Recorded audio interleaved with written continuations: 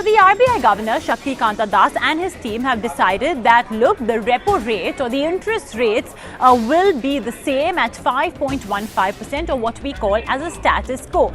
And you may be wondering, what does that exactly have to do with my wallet? Well, it actually does have a lot to do with your wallet, because almost all of us have maybe at least one or two fixed deposits, and many of us also are paying off EMIs on maybe home loans, car loans, or any other personal loans. And that's what this repo rate will have a direct impact on. So let's analyze the basic 2-3 kinds of borrowings that are out there. Firstly, if your interest rate is linked to the MCLR, or the marginal cost of lending rate. Now that essentially is reset on a periodic basis by the bank, and that in turn is influenced by what the RBI repo rate is. The lower the rate is, the lower the MCLR will be.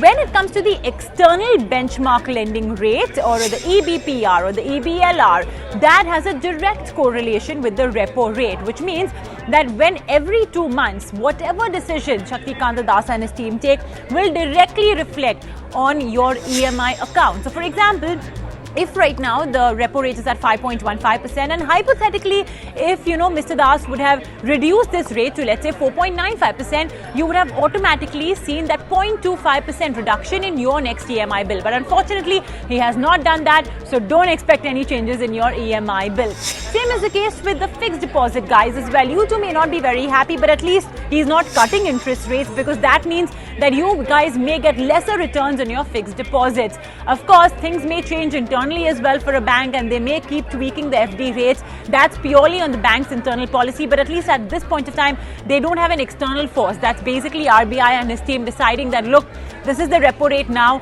and that way accordingly the bank may have to change the rate. So that's out of the way.